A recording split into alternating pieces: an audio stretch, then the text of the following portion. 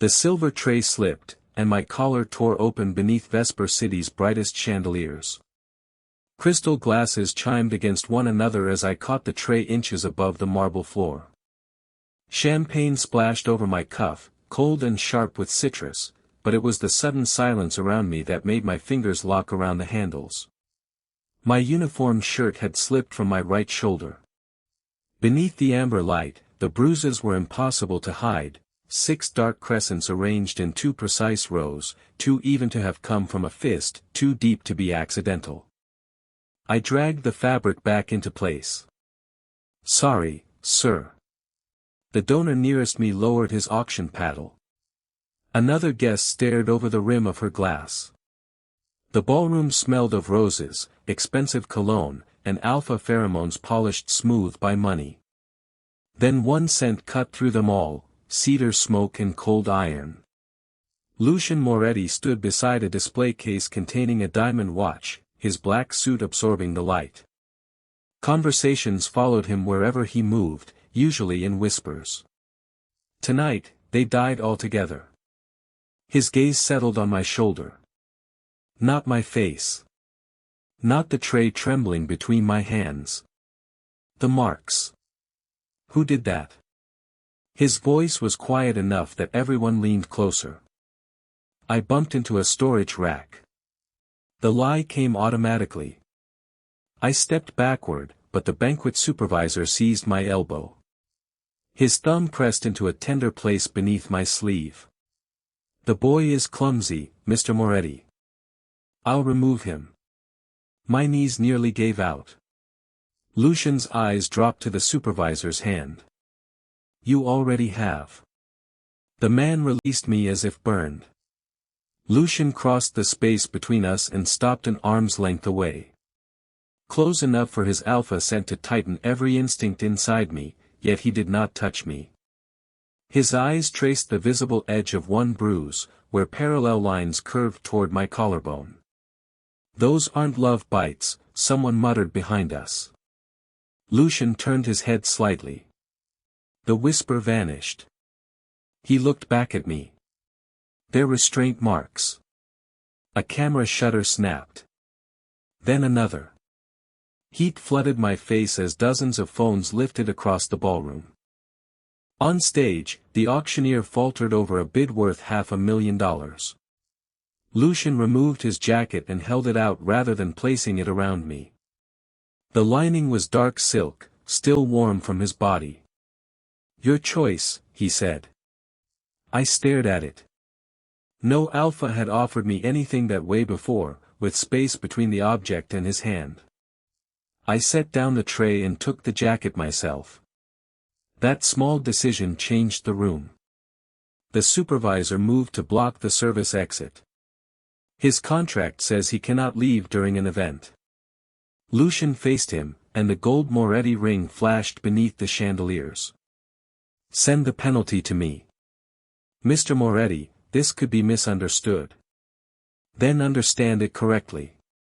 Lucian opened the ballroom's main doors, the ones reserved for politicians, syndicate heirs, and people whose names appeared on buildings. Cool night air rolled inside, carrying gasoline, rain-damp pavement, and the distant wail of traffic. He did not push me through. He waited. Behind me, my supervisor hissed my name like a warning. Ahead, Lucian stood before an entire city's ruling class and made no effort to hide what he was doing.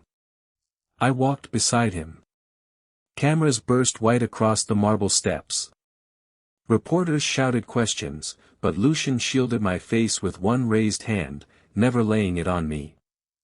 A black sedan waited at the curb. When the rear door opened, I stopped.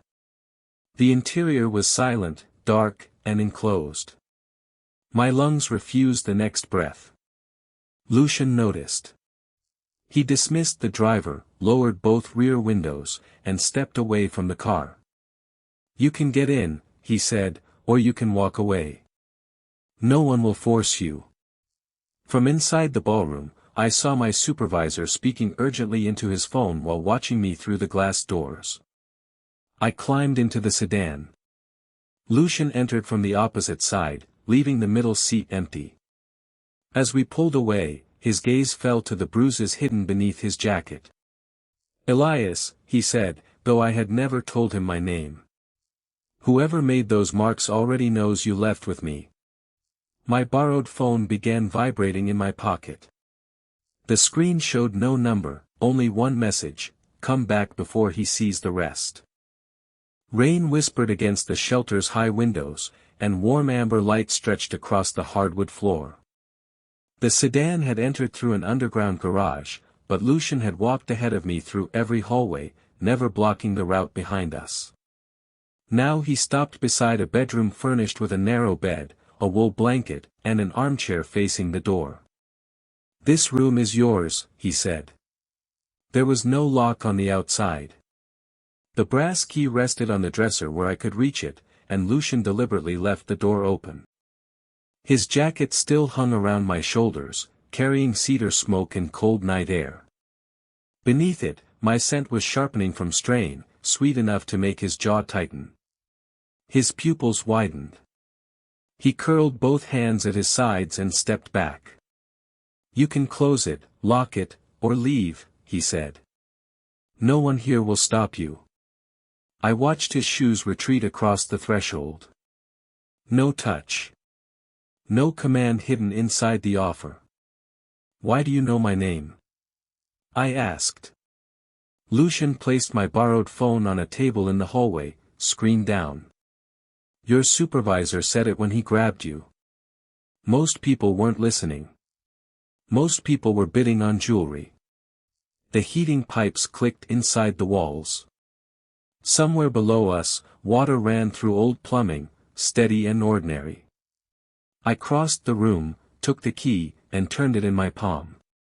It was cool, ridged, real. Lucian remained outside. Even when the jacket slipped low enough to reveal another edge of bruising near my collarbone, he looked at my face instead. That choice cost me the last excuse to stay silent. I walked to the doorway before my body could reconsider. They told me the marks were treatment. Lucian's expression did not change, but a muscle moved beneath his cheek. I kept one hand around the key. They called it scent correction. If I missed an appointment, they threatened to report me for breaking my employment contract. The banquet supervisor knew where they took me. Who are they? I never saw names. Only white rooms and a machine with curved restraints. The cedar in Lucian's scent deepened, his alpha instinct pressing against the air like heat before a storm. Still, he moved farther away, giving me another foot of space. "Did they violate you?" "Not that way." The answer came too quickly, scraped raw from repetition. "I'm untouched." That mattered to them. They said it increased my value. Silence swallowed the ticking pipes. Lucian's gaze dropped for 1 second, not to my body, but to the hand crushing the key, then returned to my eyes. "You decide what happens next." I pulled his jacket closed and stepped fully into the hall. By doing so, I surrendered the safest secret I still possessed. "Then bring a doctor," I said. "Someone who can prove those bruises weren't made by a lover." Lucian took out his phone without approaching me. I raised my voice before he could place the call. "And you stay outside the examination room." For the first time that night, surprise cracked his composure. Then he inclined his head. "Agreed." Behind us, my borrowed phone vibrated against the table. The screen lit by itself, displaying a photograph of the shelter's front entrance and 5 words, "The doctor will report you." I turned the phone toward Lucian but did not hand it over. "Call yours anyway," I said. "I'm done letting them choose what I'm allowed to prove." The snap of latex gloves cut through the examination room, sharp against the low hum of the heater. White light gleamed across a stainless steel tray while antiseptic stung the back of my throat. I sat on the paper-covered table with Lucian's jacket folded beside me and the door firmly closed between us. The independent physician photographed each crescent-shaped bruise against a measurement scale, then passed a handheld scanner over my shoulder and ribs. Its cool glass dragged across my skin. A pattern of red lines appeared on the monitor, too precise to be accidental. "These are compression injuries," the physician said. "Repeated placement, identical pressure, controlled intervals." She magnified the image, revealing paired arcs beneath the discoloration.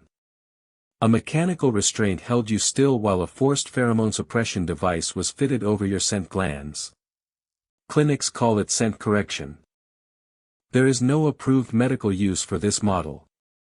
The printer clicked behind her, releasing page after page. Dates. Measurements. Chemical traces. For the first time, what had happened to me existed outside my own voice. "Can you prove it?" I asked. "In court." She sealed 2 swabs inside evidence envelopes. "If the chain of custody survives." Through the frosted glass, Lucian's silhouette remained several feet from the door. He had obeyed. No interruption, no demand to see the findings, no alpha hand reaching in to decide what I could bear. The physician unlocked the door only after I gave permission. Lucian entered when she called him, stopping on the black tile rather than crossing onto the examination mat. His gaze found the monitor, and the muscle beside his jaw tightened. "An illegal clinic did this," the physician told him. "The equipment requires trained operators, controlled medication, and institutional protection." Lucian placed his phone on the counter so she could photograph the threatening message. "Then we preserve everything." Preserve. The word sounded too much like waiting. While he questioned the physician about secure laboratories, I watched his unlocked phone vibrate beside the sink. Police Commissioner's office glowed across the screen before the call vanished. The same institution that should have protected people like me already had a direct line to Lucian Moretti. When the physician stepped into the hall for additional evidence bags, Lucian followed without taking his phone. I crossed the room. The steel counter chilled my palm as I picked it up. His recent calls showed the commissioner's number, and I pressed it before caution could close around me again. A dispatcher answered beneath the crackle of radio traffic. "Vesper City Police. I'm being held under a fraudulent employment contract," I said quietly. "An illegal clinic used forced scent suppression equipment on me. I have an independent medical report." Keys began tapping. "Your name and current location." I gave both. Silence replaced the typing. Then came a muted click, as if the dispatcher had opened another line. "Stay where you are." A second voice entered faintly through the receiver. "We found the Moretti shelter." My fingers locked around the phone. The dispatcher was no longer speaking to me. "Notify the clinic," she said. "Tell the supervisor his Omega has been examined." Footsteps approached outside. I ended the call, but not before a man answered on the hidden line. "Understood. We'll retrieve Elias before the evidence leaves the building." Lucian appeared in the doorway and saw his phone in my hand. I expected anger. Instead, he looked at the active call log, then at the sealed envelopes on the tray. "You called the police. They warned them." Tires hissed across wet pavement outside, followed by the heavy clunk of more than one vehicle door. Blue light began pulsing through the blinds, washing the white walls in cold flashes. I set Lucian's phone beside the medical evidence rather than returning it to him. "They aren't coming to rescue me." The front buzzer sounded once.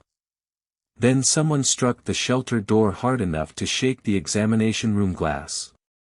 A voice amplified from the street ordered Lucian Moretti to surrender me and all unauthorized medical records. Lucian did not reach for me. He turned toward the corridor, leaving the path behind him open. This time, the locked door belonged to the police. Blue light swept across the shelter walls while rain rattled against the narrow windows. Outside, a loudspeaker repeated its command, each metallic syllable vibrating through the examination room glass. Lucian stepped into the corridor and pressed the intercom. Elias remained beside the sealed medical envelopes, their paper edges rough beneath his fingertips. "This is Captain Vale," the amplified voice announced. "Turn over Elias and the records, and your standing agreement with Vesper City remains intact." Lucian glanced back. He did not ask Elias to trust him. He opened the intercom channel so every officer outside could hear. "There is no agreement anymore." A radio crackled beyond the door. Then came a quieter voice from Lucian's phone, where an incoming call had connected automatically to the sedan security system. "Mr. Moretti," a banker said, breathless, "the city obtained emergency orders. Your operating accounts are frozen. Properties, vehicles, everything." The lights flickered as the shelter's payment network was cut. Emergency strips ignited along the floor, staining the corridor red. Lucian removed a slim black card from his wallet, bent it between both hands, and dropped the broken pieces into a steel waste bin. "Put the physician's report into the shelter's fireproof courier box," he told Elias. "The release slot opens onto the alley. Once it leaves this building, they cannot claim they recovered it here." "And what happens to you?" Lucian looked toward the silhouettes gathering behind the frosted entrance. "For the first time, they'll have to arrest a Moretti in front of their own cameras." Elias watched him drag a heavy cabinet away from the side exit, not to barricade them in, but to clear an escape route. Lucian had traded money and protection for time, yet his hand stayed away from Elias even when another blow shook dust from the doorframe. The crescent bruises beneath Elias's shirt tightened with every breath. His fingers went to the paper hospital band the physician had sealed inside the evidence pouch. Through the plastic, faded blue digits surfaced in his memory, 7-14-3-9. Not a patient number. The clinic attendants had spoken those digits whenever a delivery van arrived. 7 was the river district. 14 was the loading corridor. 39 was a warehouse designation painted above a steel door. Elias seized Lucian's phone and opened the offline city map before the police could disable the signal. He traced the freight route with one finger, matching the turns he remembered from beneath a transport hood, 6 minutes over broken pavement, a train horn on the left, then the bitter smell of the rendering plant. One location fit. Warehouse 39, Pier 14. Lucian crossed the corridor as Elias entered the address into the map. "There were others," Elias said. His voice stayed low, but the words cut through the pounding outside. "They moved us through that warehouse before the clinic. I heard doors. More than 20. The front lock groaned under a hydraulic ram."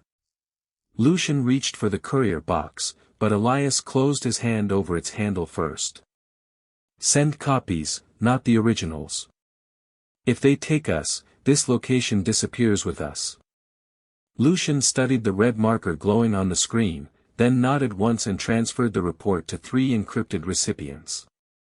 Elias added the warehouse coordinates himself. Outside, the police began a 10-second countdown. Inside, the map completed its download. A gray satellite image sharpened beneath Elias's thumb, revealing a windowless building beside the Black River, and a row of delivery vans already preparing to leave. "They're moving them," Elias said. "Tonight." The countdown reached 5 as he lifted his eyes to Lucian. "If you truly mean to open every locked door, we have less than an hour." 37 minutes, the physician said as the shelter's rear service gate shuttered open.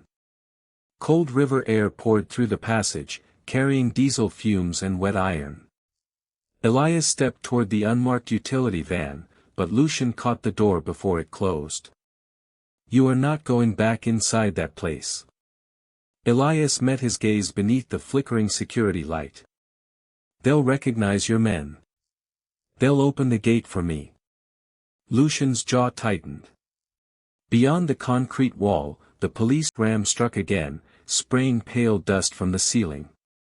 Elias set the sealed medical report inside his coat and continued, "The clinic believes I'm frightened enough to return when ordered. Let them keep believing it. And once you're through the gate, I get them to move the captives into the loading corridor. You enter only when I switch off the exterior light." Lucian's hand remained on the van door.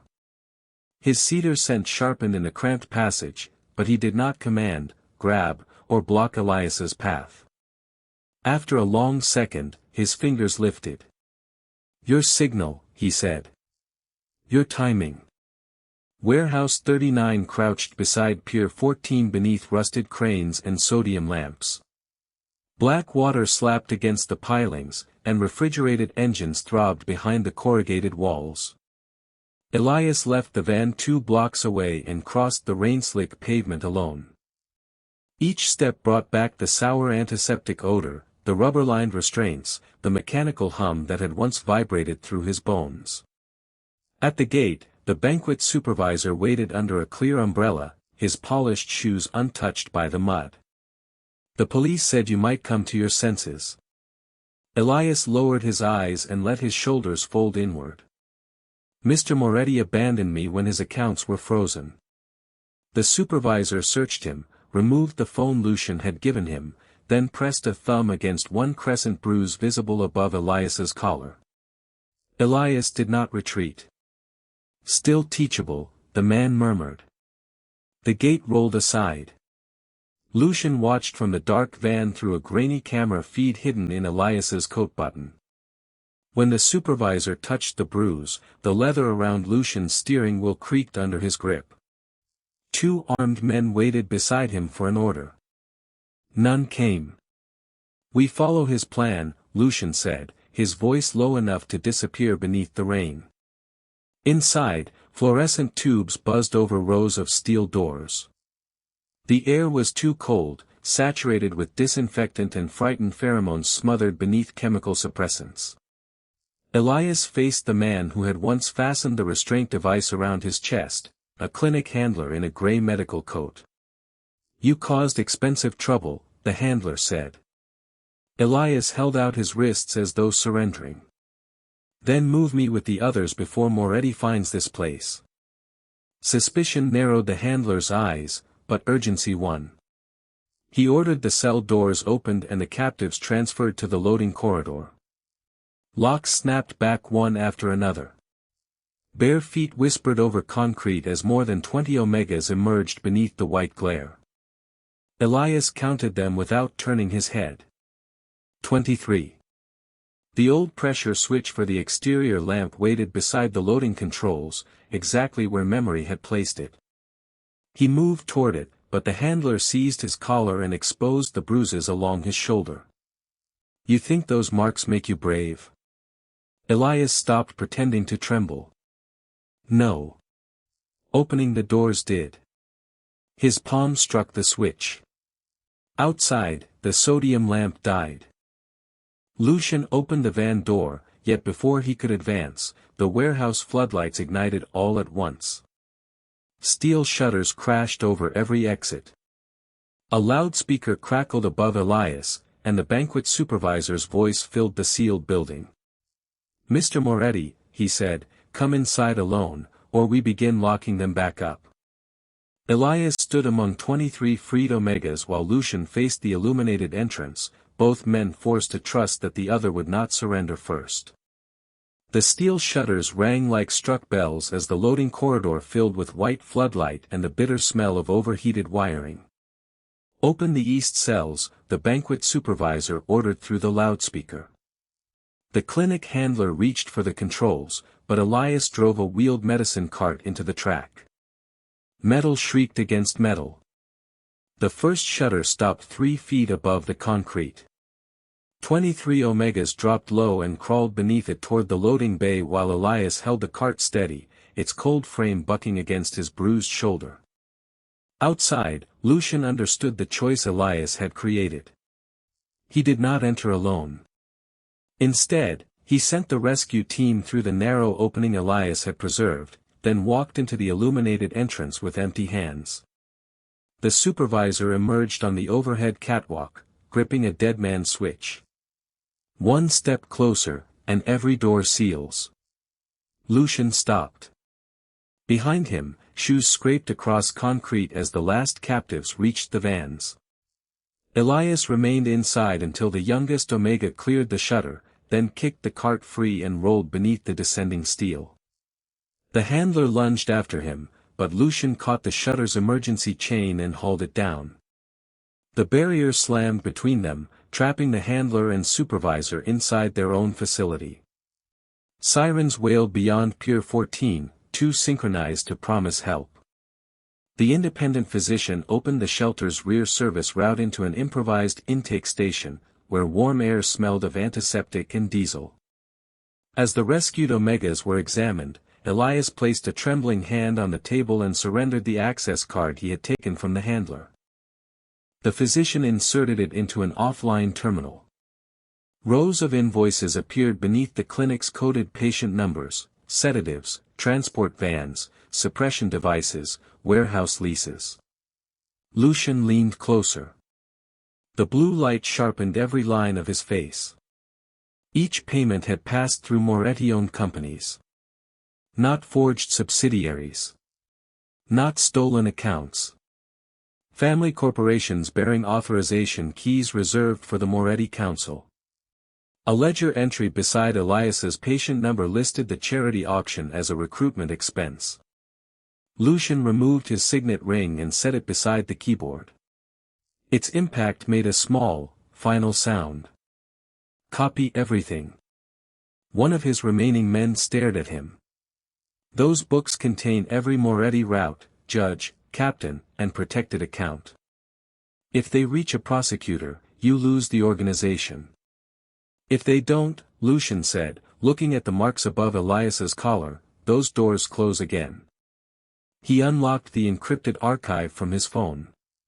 Property deeds, offshore accounts, political payments, and the names of every ally appeared on the screen. Then he transmitted the complete ledgers to the prosecutor's secure server, attaching his own authorization and a statement accepting responsibility for the companies under his command. Across the terminal, green confirmation bars advanced one by one. His accounts vanished first. Vehicles were remotely disabled in the lot. Security access expired. Messages from allies changed from warnings to silence. A final notice appeared: the Moretti Council had revoked his name, protection, and succession rights. Elias reached for the signet ring, but Lucian closed his fingers around it and placed it in Elias's palm. "Not as a debt," he said. "As proof that you were worth more than everything it bought." A black envelope slid from the terminal's document printer, generated by an old family protocol. Inside was a single sentence: "Return the ledgers before midnight, or the Moretti sentence will be carried out." Lucian folded the order once while, beyond the service doors, engines gathered in the darkness.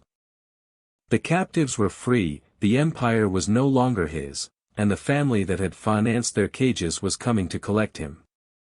Cold fluorescent light trembled across the intake station as engines idled beyond the service doors, their low growl vibrating through stainless steel tables. The air smelled of antiseptic, wet concrete, and exhaust. Elias closed his fingers around Lucian's signet ring, then crossed to the independent physician before Lucian could approach the windows. "Photograph every bruise again," Elias said. "Not for treatment. For the prosecutor." The physician hesitated, one gloved hand suspended above the camera. Lucian turned from the black envelope. "You already gave consent to the examination. Not the reason behind them." Elias removed his jacket and rolled up his sleeves. Under the harsh lamps, the marks formed uneven bands along his shoulders, ribs, and wrists. The physician raised the camera, but Elias caught her wrist. "Put the dates beside each image. They'll match the nights the cells opened." Lucian's gaze sharpened. Elias placed the Moretti ring beside the handler's access card on the metal table. Its impact made a small, decisive click. The suppression device caused some of them, he said. The rest happened because I needed the supervisor's keys. Silence swallowed even the physician's keyboard. Elias explained how the banquet supervisor carried the cell key beneath his coat during inspection. The first time Elias reached for it, he had been caught. The second time, he provoked the supervisor near a security camera, knowing the man would drag him into the only corridor without surveillance. Elias had accepted the punishment long enough to lift the key, press it into a bar of medical wax, and return it before anyone noticed.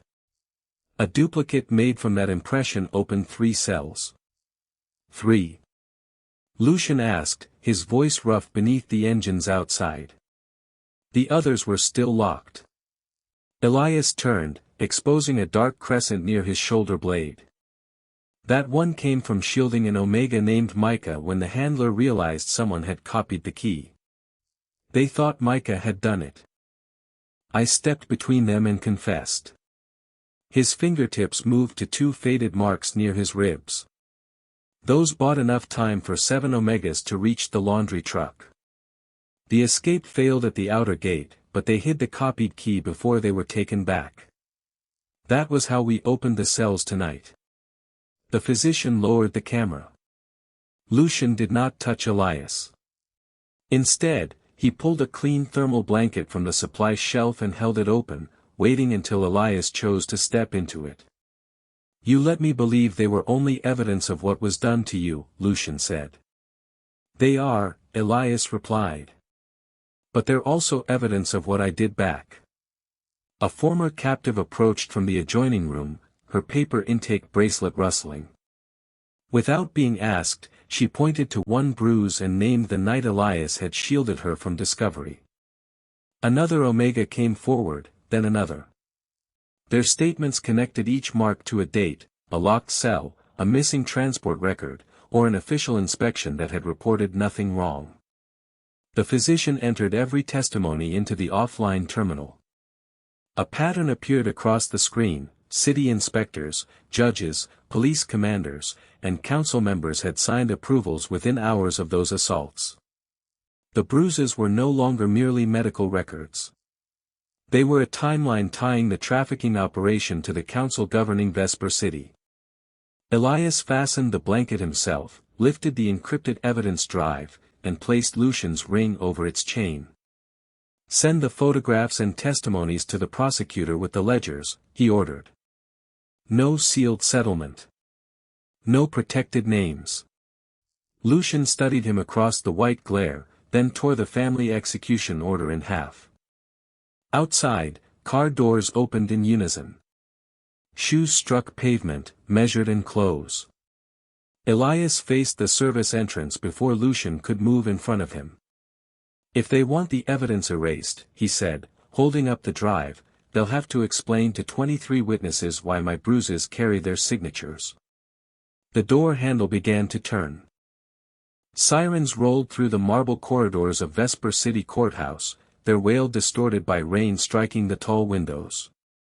By noon, the emergency hearing had drawn reporters, council attorneys, and 23 rescued Omegas beneath lights that smelled of hot dust. Elias sat beside the independent physician, Lucian's signet ring hanging against his blanket and the encrypted drive locked in his palm. Across the aisle, Lucian remained standing, wrists unbound but surrounded by officers. Captain Vale approached with a document authorizing Lucian's release. Your family will withdraw, he murmured. You leave through the east garage, surrender the witnesses, and keep what remains of Moretti. Lucian folded the offer once and set it on the railing. A gunshot cracked outside. The courtroom doors slammed shut as armed Moretti men seized the rotunda, their boots hammering over stone. Emergency lights washed the chamber red. Through the walls came breaking glass, shouted orders, and the metallic crash of barricades being dragged into place. The judge vanished through a private door. Officers reached for Elias, claiming they needed to move the witnesses underground, but Elias recognized Vale's dispatcher near the exit, speaking urgently into a concealed radio. The same voice had answered his call from the shelter. "They knew where to find us because the police gave them the route," Elias said.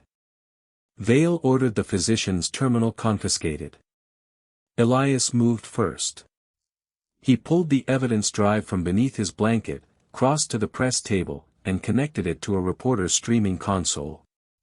The cold port scraped his bruised fingers. A password field flashed across 3 monitors. Lucian could have overturned the table or drawn the pistol beneath his coat. Instead, he stepped between Elias and the officers without touching either one. "This is his decision." Elias entered the patient numbers that had once reduced them to inventory. The screen filled with photographs, ledgers, recorded testimony, and the physician's timeline. "They can bury evidence in one courtroom," Elias said, opening every file to the public feed. "They cannot bury it in an entire city." Vale lunged for the cable.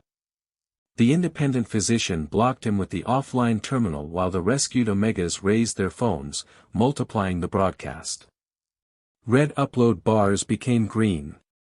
Outside, the gunfire stopped, not because the siege had ended, but because thousands of screens across Vesper City now displayed the names of council members, judges, commanders, and Moretti companies beside Elias's Bruises. Lucian's phone illuminated with a final family message: "Leave now, reclaim the succession, and let the witnesses disappear." The east garage remained open. He looked at it once, removed his pistol, and placed it on the courtroom floor. Then he tore the release order down the middle and raised his empty hands. "Arrest me," he told the officers. "My testimony belongs on the same public record." Handcuffs closed around his wrists with a hard click. Elias stood beside him rather than behind him, keeping the live stream trained on every badge and every weapon. Vale could no longer remove either man without the city watching. Beyond the rain-streaked glass, crowds began filling the courthouse plaza, their phone screens glowing like hundreds of small white flames. The Moretti forces held the entrances, the police held Lucian, and the evidence was beyond recall. Then the main courtroom doors shuttered under a coordinated blow, and a voice from the rotunda demanded Elias be surrendered before the next strike. Lucian turned toward him, restrained and disarmed. This time, whatever came through that door would find Elias holding the power to answer. The courtroom doors jumped in their frame again, scattering pale dust from the carved stone while cold rain rattled the windows. "Surrender Elias," the amplified voice repeated, "or everyone inside pays for him." Elias lowered the reporter's console until its camera captured Lucian's handcuffs, the officers surrounding him, and the bruises exposed beneath Elias's rolled sleeve. "No," Lucian said. The single word carried through the chamber without a weapon behind it.